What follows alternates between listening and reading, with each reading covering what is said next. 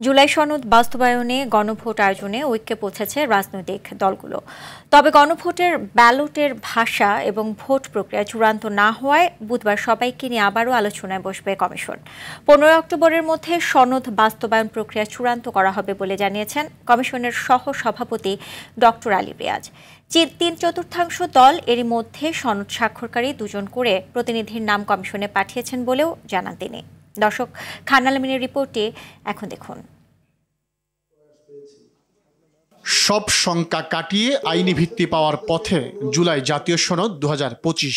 রাজনৈতিক দলগুলোর সাথে কমিশনের শেষ দফার প্রথম দিনের আলোচনায় জুলাই সনদ বাস্তবায়নে গণভোট আয়োজনের ব্যাপারে রাজনৈতিক দলগুলোর মধ্যে ঐক্য হয়েছে। দলগুলো বলছে, নির্বাচনের আগেই সনদের আইনি ভিত্তি দেওয়ার ব্যাপারে ঐক্যমত্যে পৌঁছানো গেছে। গণভোট আয়োজনে নির্বাচন কমিশনের সুবিধার্থে অধ্যাদেশ জারির পরামর্শ দেয় দলগুলো। আমরা বলেছি একটা অর্ডিন্যান্স জারি করা যেতে পারে, যাতে ইলেকশন কমিশন এই রেফারেন্ডামটা পরিচালনা করতে পারে। সেই অর্ডিন্যান্সের নামটা এরকম হতে পারে যে জুলাই জাতীয় সনদ 2025 বাস্তবায়নের জন্য অধ্যাদেশ। অন প্রিন্সিপাল সবাই গণভোটের পক্ষে মত দিয়েছে। এখন এক্সিকিউশনটা গণভোট কীভাবে হবে? তো গণভোট তো আয়োজন করবে নির্বাচন কমিশন, কারণ নির্বাচন কমিশন তো কোনো ইলেকশনে অ্যারেঞ্জমেন্ট হতে পারে না।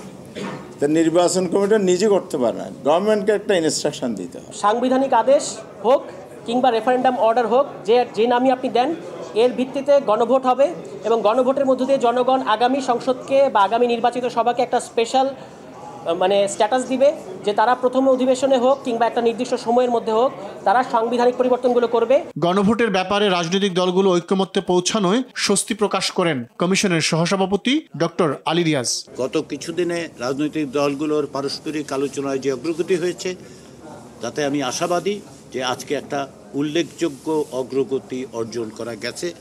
এটা অব্যাহত থাকবে এবং আমরা সুনির্দিষ্ট সুস্পষ্ট সুপারিশ সরকারের কাছে দিতে পারব। রোববারের আলোচনায় 30টি রাজনৈতিক দল অংশ নেয়। এর আগে গত 17 সেপ্টেম্বর সনদ বাস্তবায়নের পন্থা নিয়ে বৈঠকে বসেছিল এই দলগুলো।